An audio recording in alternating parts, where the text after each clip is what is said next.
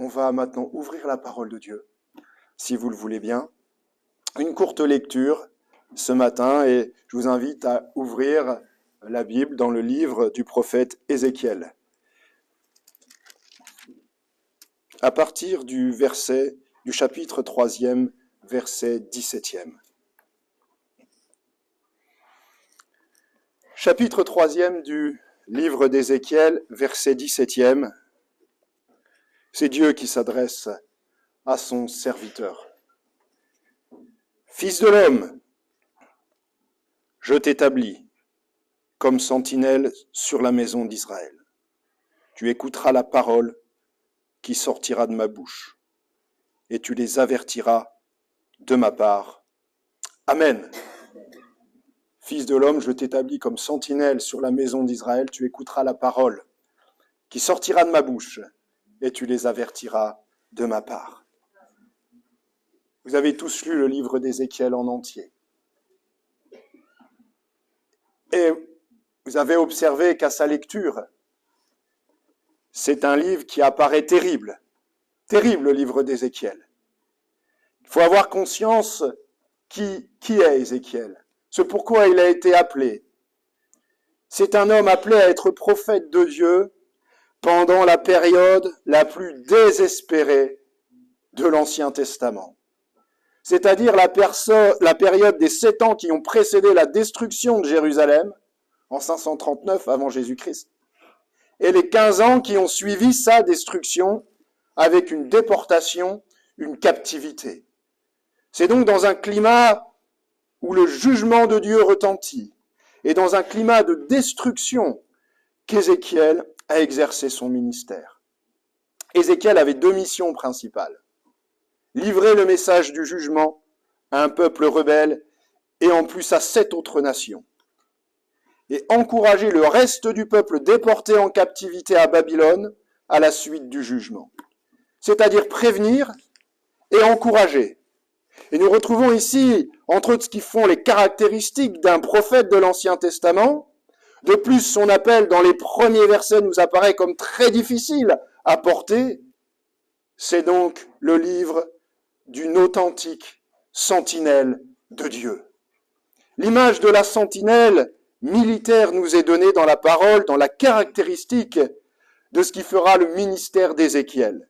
Et dans la Bible, à plusieurs reprises, vous l'avez sans doute observé, ceux qui sont chargés de prévenir, d'encourager, de prier pour le peuple, les prophètes, leurs missions sont assimilées à celles d'une sentinelle. Dans le livre de Michée, chapitre 7, verset 4e, le même mot, le mot prophète, qui est écrit et traduit dans le texte original par sentinelle, guetteur. Les sentinelles étaient des postes de garde militaires, très certainement ceux qui ont fait le service militaire, qui se sont engagés peut-être dans l'armée, les forces de l'ordre savent à quoi fait référence une sentinelle.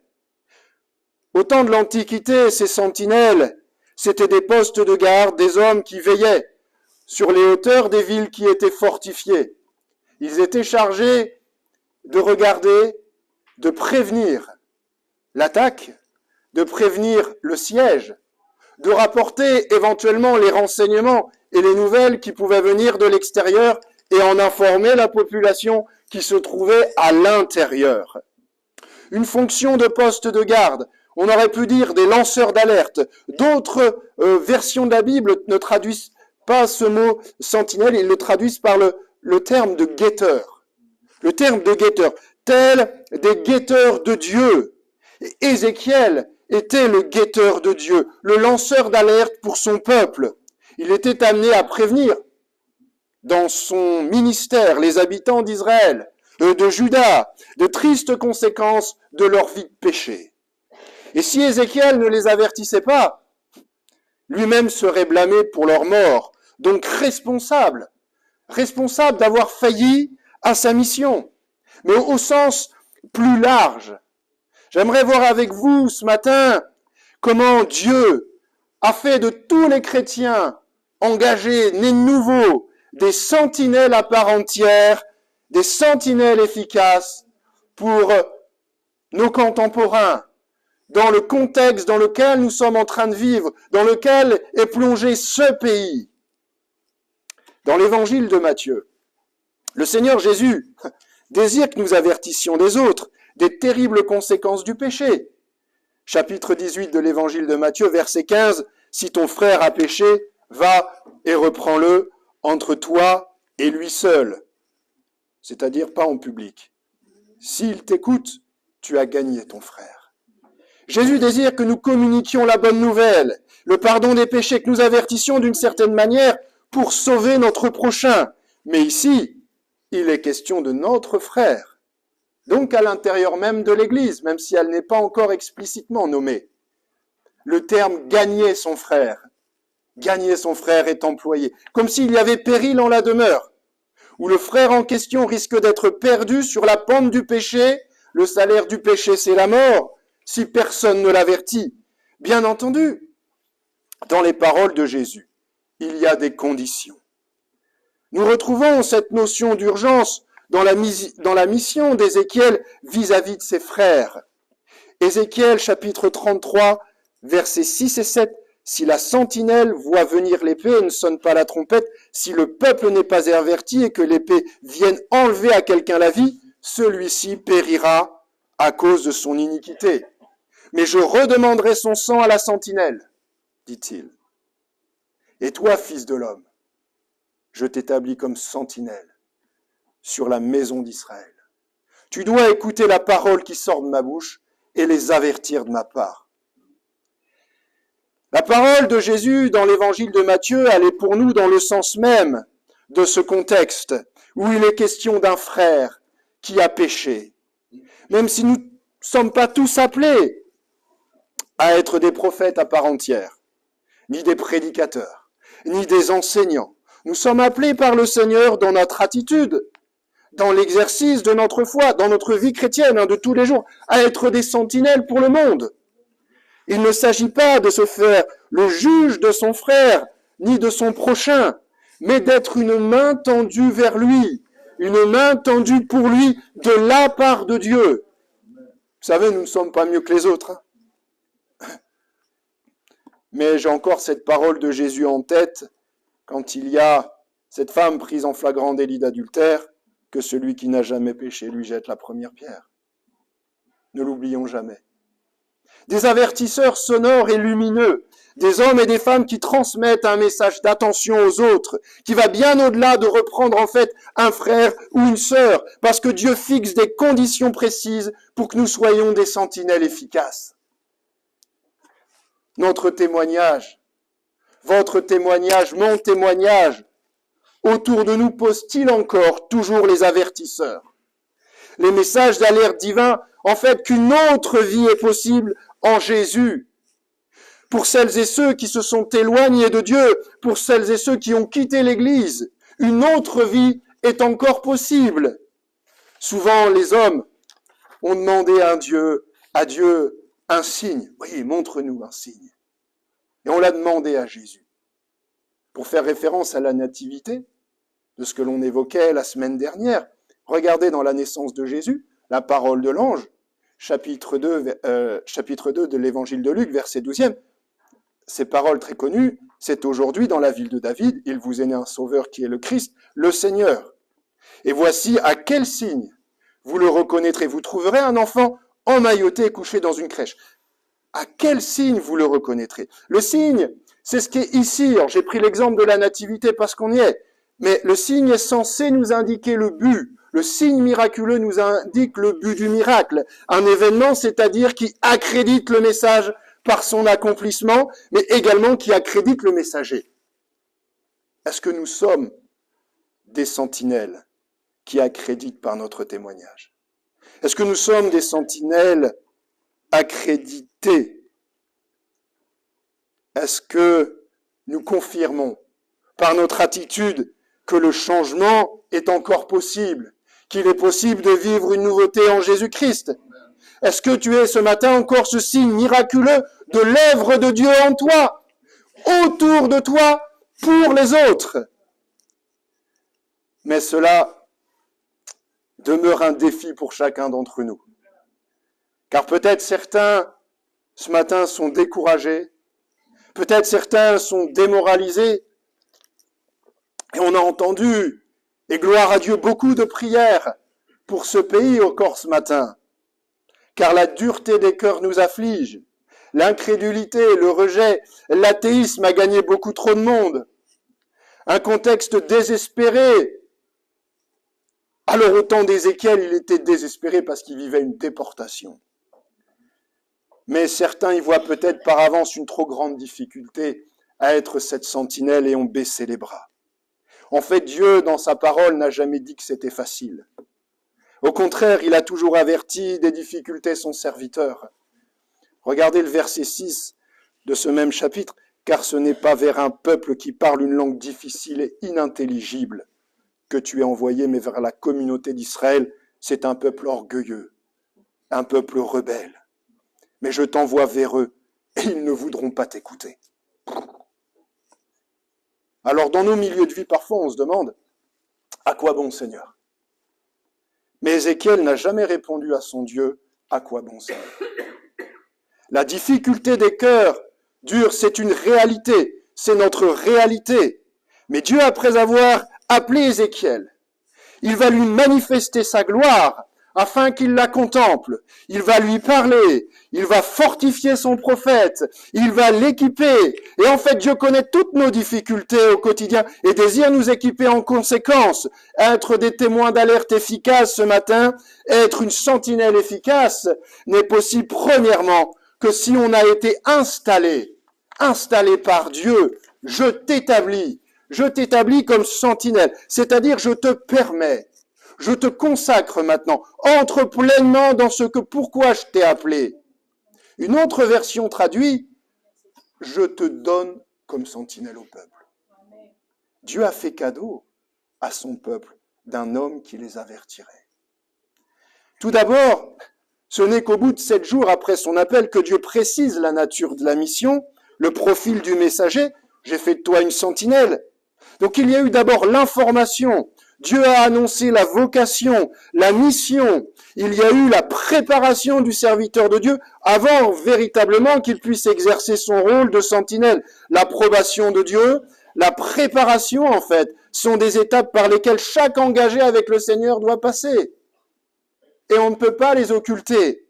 Même Jésus sur la terre des hommes pour son ministère terrestre a un modèle de progression d'étape par étape. Avant d'entrer pleinement dans le ministère terrestre, il y a eu les eaux du baptême.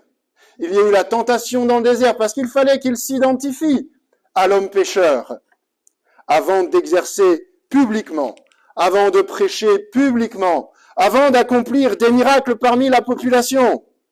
Et en fait, nous ne pouvons être établis par le Seigneur que si au préalable, on a respecté ce plan. C'est-à-dire, en fait, et c'est pour nous le plus dur, c'est de respecter ce temps qui est un temps d'attente, qui est un temps de préparation, bien souvent dans l'ombre, dans la difficulté, qui est difficile, où nous sommes éprouvés. Mais il y a un temps pour Ézéchiel entre l'appel et le moment où il l'établit. Et véritablement, il commence à exercer son rôle de sentinelle. Ça a duré 7 jours. Pour l'apôtre Paul, ça a duré entre 10 et 12 ans.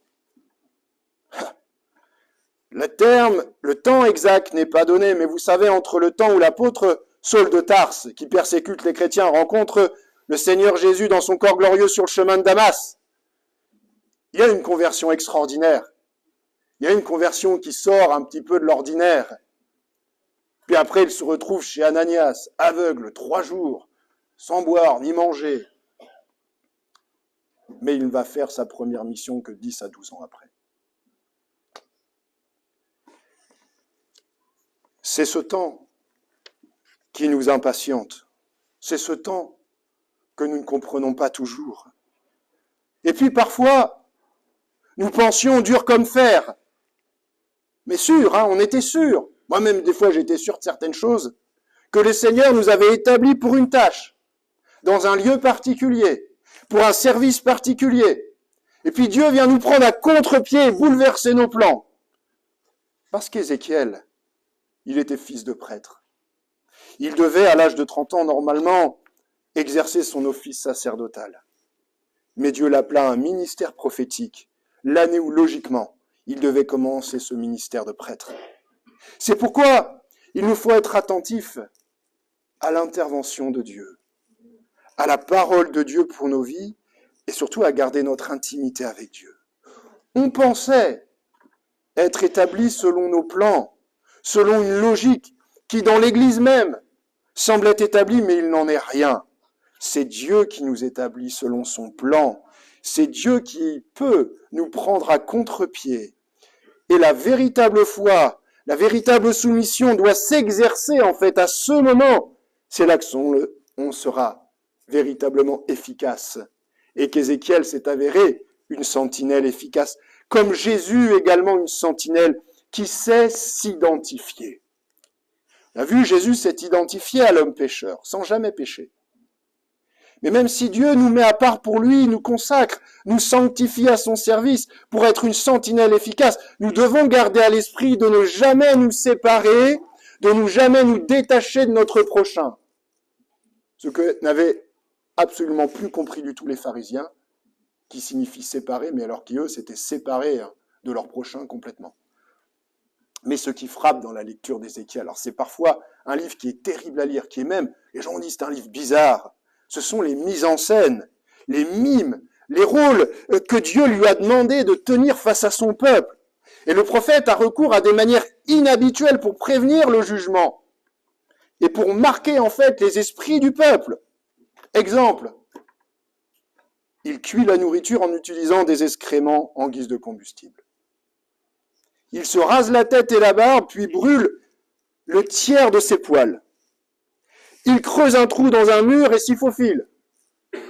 Il reste allongé sans bouger sur une longue période. Des actes visibles. Et beaucoup de lecteurs ont jugé son comportement bizarre, épouvantable, au travers des mises en scène, des actes symboliques que Dieu lui demandait.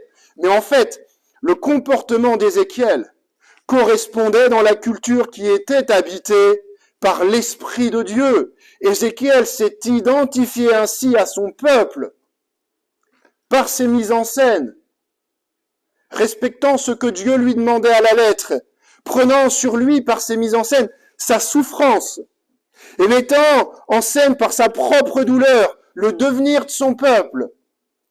Alors dans le comportement du prophète, nous ne voyons pas un fou, ni quelqu'un de déséquilibré, mais nous voyons la profondeur de son attachement à la parole de Dieu.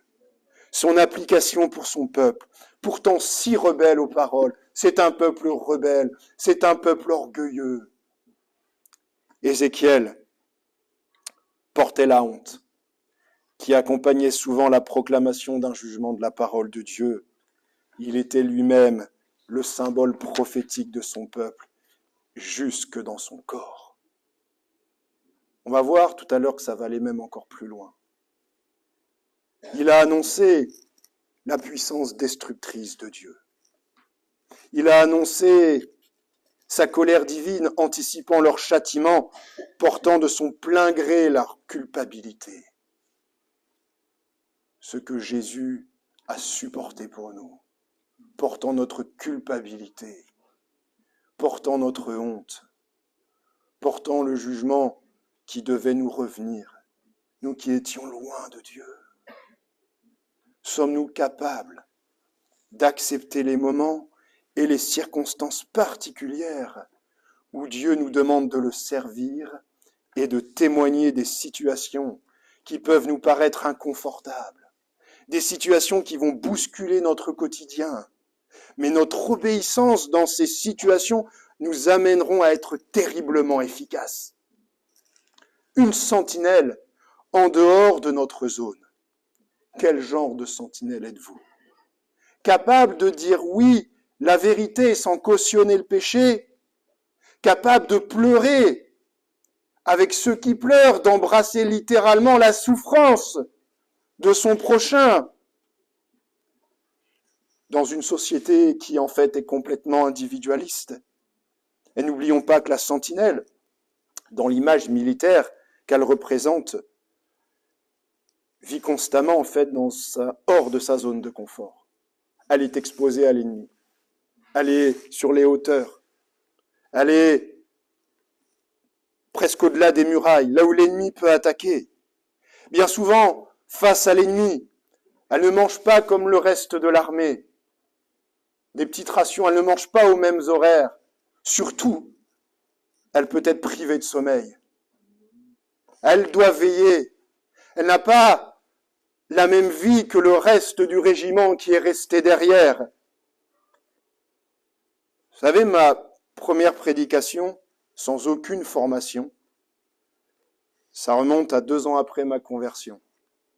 Il y a un décès dans notre famille, et ma mère vient me voir, et à la demande du curé du village, du prêtre catholique, elle me dit, tu peux prendre la parole à l'église, c'est toi qui dois parler. C'est toi qui es plus averti que nous tous sur ces choses-là. Alors vous savez, 2 ans après une conversion, au milieu d'un service funèbre à l'église catholique, on me demande de parler. Alors j'étais dans un endroit glacial, plein d'idoles. J'étais dans un village occulte et je le savais. C'était un des villages de mon enfance. Je savais ce qui s'y passait. J'avais devant moi les nonnes. J'avais devant moi le clergé. J'avais un prêtre qui me regardait comme ça, avec des yeux comme ça. Et qu'est-ce qu'il va dire? Qu'est-ce qu'il va dire? J'avais ma famille qui pleurait. Et je vous assure, j'avais vraiment envie d'être à un autre endroit. Mais je vous assure, c'est ma famille, mais je ne voulais pas aller. Et en 10 minutes, Dieu me met le message sur le cœur. En 10 minutes. Et en 10 minutes, je prêche l'évangile. Par 5 à 10 minutes, je prêche la croix. Et au cimetière, alors qu'on met le cercueil dans la fosse, là, il y a cette nonne qui me tient le bras. On a besoin d'entendre des choses comme ça. On a besoin d'entendre des choses comme ça. Je n'avais aucune formation d'homilétique. Je n'avais pas une grande élocution. Mais vous savez, il y a des moments où Dieu nous établit. Il y a des moments qu'il faut saisir. Et les moments qu'il faut saisir sont les moments les plus inconfortables. Mais il faut les saisir. Dans l'inconfort, dans la solitude. Une sentinelle efficace, c'est une attitude de foi. Une sentinelle fait face à la solitude. La sentinelle peut se sentir seule face à la tâche, dans son service, traverser des moments très durs personnellement. Il y a des moments, peut-être cette année, vous avez traversé des moments très durs. Parce qu'il y a toujours des nouvelles qui nous arrivent, qui changent la perspective de notre année. Il y a des choses qui nous arrivent, c'est des coups de bambou. Il y a des choses qui nous arrivent, ça nous met par terre. Souvenons-nous ce qui arriva maintenant à Ézéchiel, chapitre 24, verset 18. Et là, c'est terrible, parce que Dieu va informer son serviteur qu'il va perdre sa femme, celle qui fait le charme de tes yeux. Et vous avez la réponse d'Ézéchiel. Elle est belle. J'avais parlé au peuple le matin, et ma femme mourut le soir. Le lendemain matin, je fis ce qui m'avait été ordonné. Quel exemple! Quel exemple de consécration et d'obéissance, malgré ce qui lui arrive. La solitude, l'épreuve terrible, ça peut toucher un enfant de Dieu très engagé. Et la sentinelle efficace, c'est cette sentinelle qui demeure dans une attitude de foi et de soumission malgré les coups durs. La sentinelle efficace, c'est une attitude de foi. Et la foi, elle vient de quoi? Elle vient de ce qu'on entend. Et ce qu'on entend vient de quoi? De la parole de Christ, alléluia. Et le juste vivra par quoi? Par la foi. Là encore, dans le livre du prophète, un autre prophète, Habakkuk, chapitre 2, verset 1. J'étais à mon poste, dit-il, et je me tenais sur la tour. Je veillais pour voir ce que l'Éternel me dirait. J'étais à mon poste comme une sentinelle. Et vous savez, c'est un exemple de la bonne attitude même dans la difficulté. Parce qu'Habakkuk était un serviteur qui, après avoir exposé à l'Éternel tout ce qu'il avait sur le cœur, en fait, il attend dans la soumission divine la réponse à sa prière. On expose, on prie, on demande au Seigneur. C'est normal, quand il y a des coups durs, on demande. Mais parfois, c'est encore plus dur d'attendre la réponse dans la soumission alors que Dieu ne se manifeste pas. Seigneur, quand vas-tu nous parler? Mais la sentinelle était là. La sentinelle veillait pendant ce temps d'attente, pendant ce temps de silence de Dieu. Je ne sais pas quel silence tu traverses ce matin. Tiens-toi debout, attends. Dieu ne demeurera pas silencieux éternellement. Hors de ta zone de confort, hors de notre zone de confort, une sentinelle efficace, elle attend dans la soumission la réponse à ses prières. Une sentinelle, donc, deuxième point, attentive dans son intimité avec Dieu, tu écouteras la parole. Ici, le verbe écouter dans son contexte, c'est tu écouteras et tu obéiras. Ça inclut le verbe obéir. Et la parole que je vais t'annoncer, dit-il à Ézéchiel, elle englobe ce verbe de l'obéissance. Il y a, regardez, dans le ton qu'emploie le Seigneur, comme un ordre militaire. C'est un ordre, c'est à l'impératif. Tu écouteras.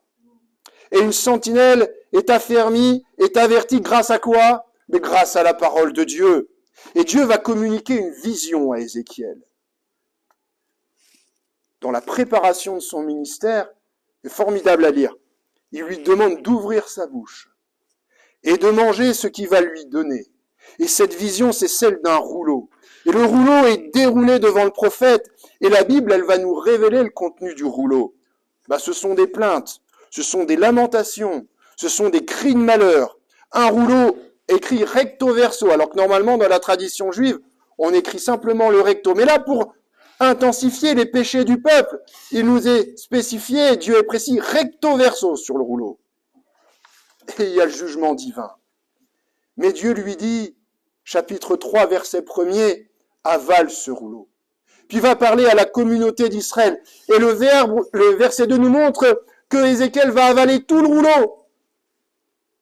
Il remplit son corps, il remplit son ventre, et pourtant, Dieu nous révèle au contenu, il fut doux comme du miel. Comment ça se fait qu'un rouleau plein de plaintes, de lamentations, de douleurs et d'un jugement divin peut être doux comme du miel? Eh bien, pour avoir la crédibilité d'annoncer, d'être témoin, parfois de reprendre son frère, sa sœur, il faut accepter toute la parole de Dieu. Il faut littéralement en être imprégné. Le message, c'est clair, il n'est pas joyeux, on est d'accord. Mais accepter la parole de Dieu, c'est un défi à notre époque. Dites toute la parole de Dieu, c'est un véritable défi. Parce qu'il y a des choses belles, puis il y a des choses moins belles. Il y a des vérités qui font du mal à notre chair. Mais il l'accepte.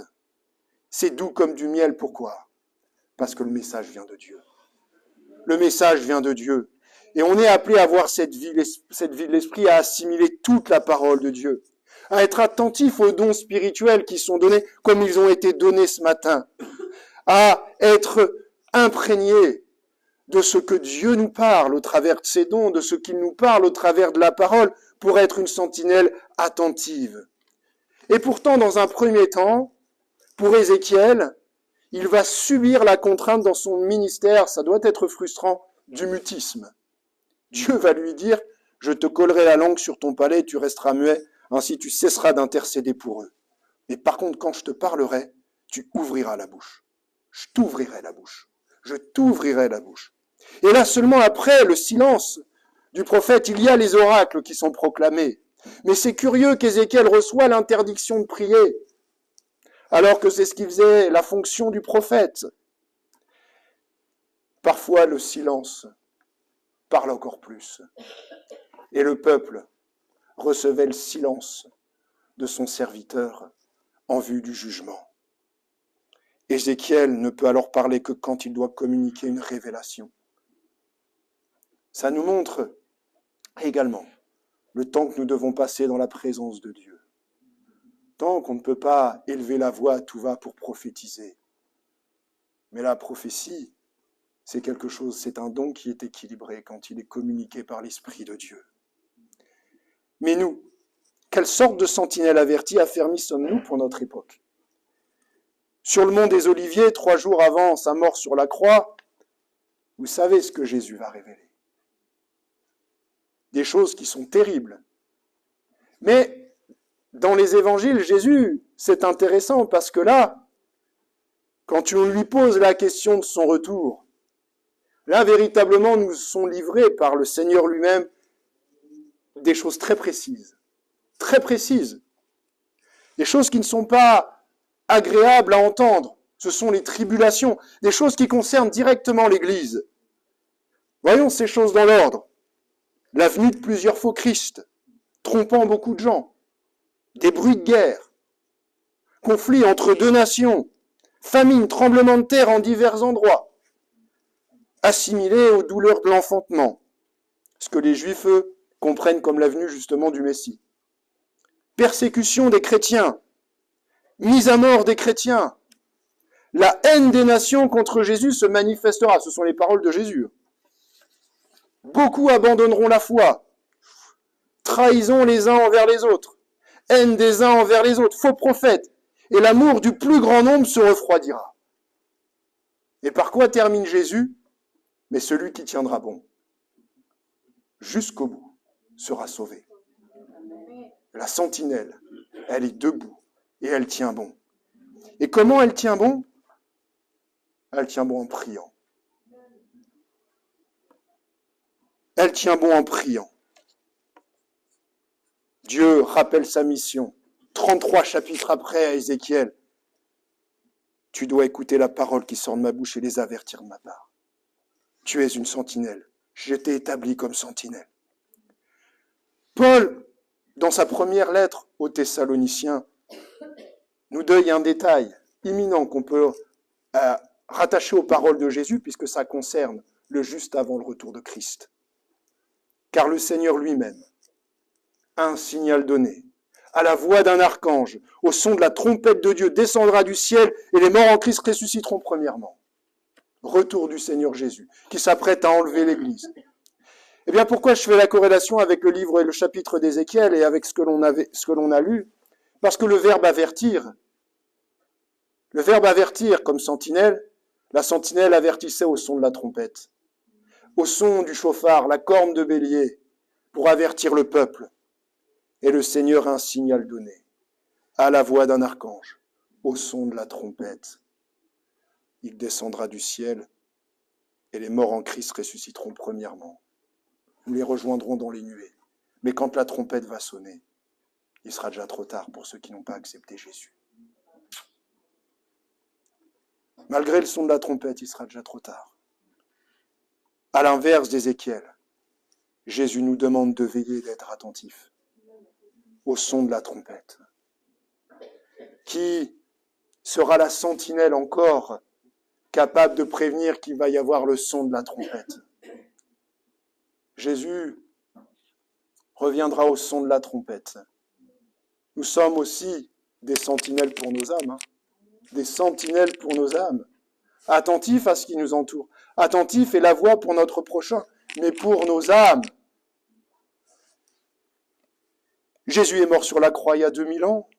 Il a été ôté du milieu de ses disciples, retournant dans sa gloire. Les disciples ont vécu quelque chose de très particulier. Ils ont vécu la présence de Jésus physiquement présent au milieu d'eux, puis ils l'ont vécu sans Jésus, c'est-à-dire qu'il est reparti dans la gloire. Il leur a laissé le Saint-Esprit.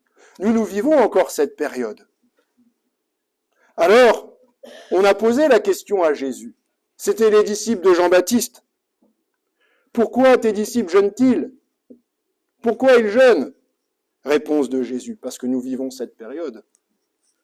Les jours viendront, l'époux leur sera enlevé, alors ils jeûneront. C'est comme ça que veillent les sentinelles de Jésus-Christ, en jeûnant, en priant. Il nous faut demeurer attentifs aux paroles de Jésus parce qu'elles ont été révélées sur le mont des Oliviers et sont ces paroles de tout ce qui se passe autour de nous. Et moi, quand j'écoute les nouvelles, je suis comme vous, je me pose des questions. Je suis amené à l'interrogation sur les événements qui se passent. n'annonce pas de prophétie, mais je suis quand même attentif et je me pose des questions. Bon, les bruits de guerre, on y est déjà. Et plus que des bruits de guerre, hein. Il y a plus qu'une nation qui s'est déjà élevée contre une autre nation. Mais quand ce qui peut toucher l'Église nous touche particulièrement, c'est-à-dire ceux qui abandonneront la foi, où l'amour se refroidira. Et là, on doit veiller à cela. On doit veiller à ces choses-là. Parce que ces choses-là peuvent se produire malheureusement et concernent les églises. Une sentinelle efficace, enfin. C'est une sentinelle qui met en pratique fidèlement ce qu'elle a reçu et répond fidèlement à ce qu'elle a reçu. Eh bien, c'est ce verbe qui signifie le son de la trompette, tu les avertiras. Tu les avertiras. Et ça va encore plus loin dans l'étymologie, c'est tu enverras de la lumière. Tu brilleras. Et nous serons des sentinelles efficaces parce que qu'est-ce qui va se passer? Parce que nous allons communiquer cette lumière au milieu d'un monde enténébré. Et ça revient encore ces paroles de Jésus. Alors Jésus, quand il parle dans l'évangile de Matthieu, chapitre 5, verset 14, verset 16, je ne sais pas s'il montre du doigt cette ville, justement, dans son exemple, mais il dit, vous êtes la lumière du monde. Une ville située sur une montagne ne peut être cachée. Et on n'allume pas une lampe pour la mettre sous le boison, mais on la met sur le chandelier. Et elle éclaire tous ceux qui sont dans la maison.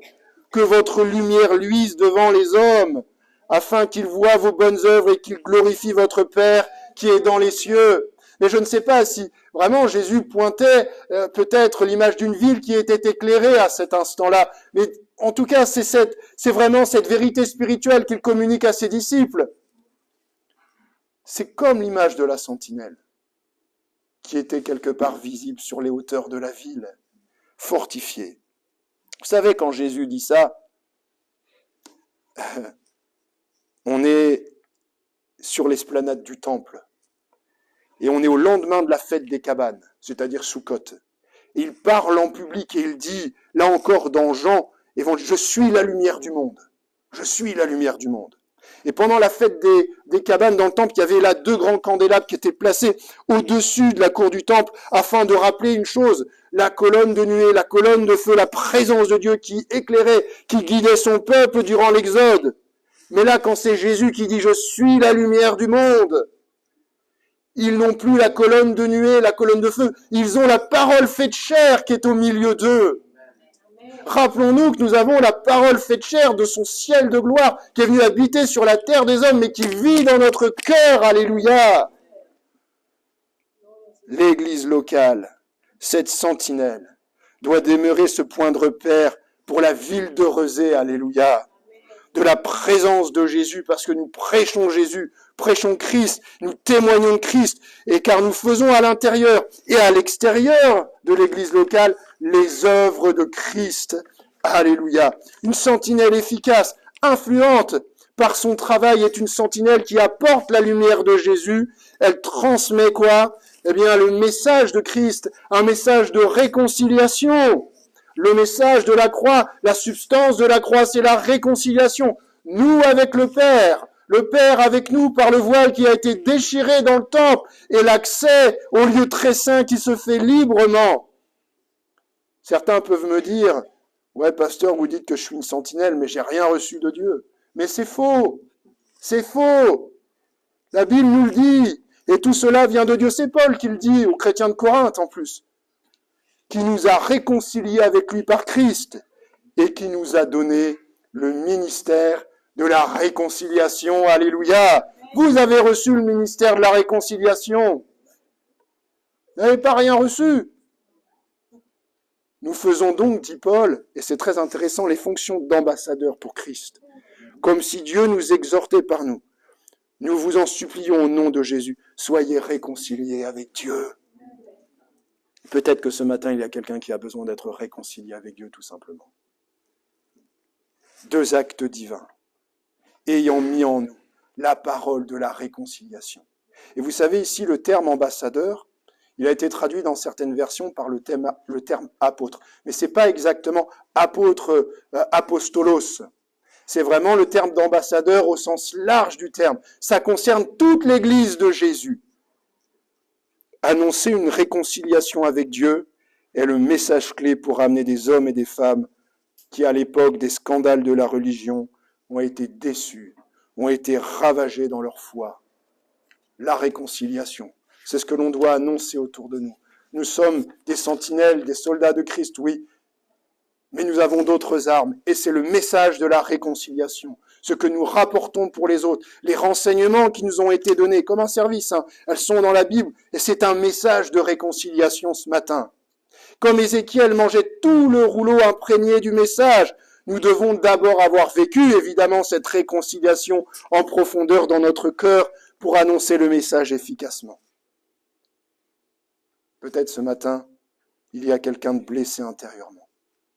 Et quelqu'un qui est blessé intérieurement ne peut pas être une sentinelle efficace. Il a besoin d'être réconcilié dans son cœur. Il a besoin de s'approcher de Jésus, de prendre conscience de la réconciliation que le Seigneur peut opérer dans son cœur, qui a été blessé, qui a été abîmé. Le livre d'Ézéchiel, il est terrible. Peut-être ce que tu as vécu est terrible. Mais vous savez comment termine le livre d'Ézéchiel? On peut lire des choses terribles, mais la fin du dernier verset, c'est « L'Éternel est ici ». L'Éternel est ici. L'Éternel est ici. Je vais inviter le groupe de chant de louange, peut-être à reprendre le dernier chant qu'il y avait pendant les offrandes. Il y a peut-être des personnes ce matin qui ont besoin d'être réconciliées avec Dieu. On va incliner nos fronts, on va prier le Seigneur. On va prier le Seigneur. Il y a peut-être des personnes qui ont vécu des choses terribles dans l'année 2024. Mais l'Éternel est ici. L'Éternel est pour toi, mon frère. L'Éternel est pour toi, ma sœur. Il est pour nous tous, pour l'Église de Rezé. Que Dieu vous bénisse, on va prier ensemble.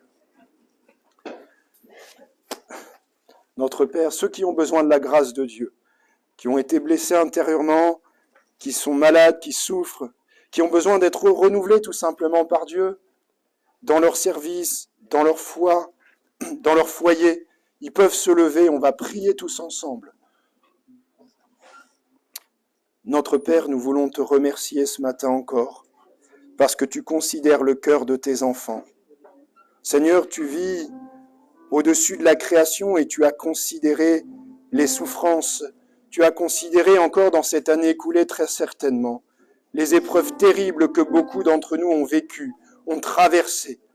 Mais ce matin, c'est un message d'espérance, c'est un message où tu communiques, Seigneur, à tes sentinelles. L'Éternel est ici, il est au milieu de nous. Et nous voulons croire, Seigneur, que ce matin, tu relèves mon frère, tu relèves ma sœur qui avait le cœur abîmé. Tu relèves mon frère, ma sœur qui était malade dans son corps. Tu viens maintenant poser ta main. Tu viens les guérir. Tu viens renouveler celui qui peut-être était découragé dans son service, découragé dans sa famille, découragé avec ses enfants. Et tu le relèves parce que tu désires que tes sentinelles soient debout, que tes sentinelles soient en bonne santé, que tes sentinelles soient renouvelées. Merci Jésus-Christ de passer par l'action de ton esprit au milieu de nous, de faire grâce, Seigneur, et de guérir encore ce matin. Que ton nom soit glorifié, Jésus-Christ, au milieu de nous. Amen. Alléluia. Alléluia. Gloire à Dieu.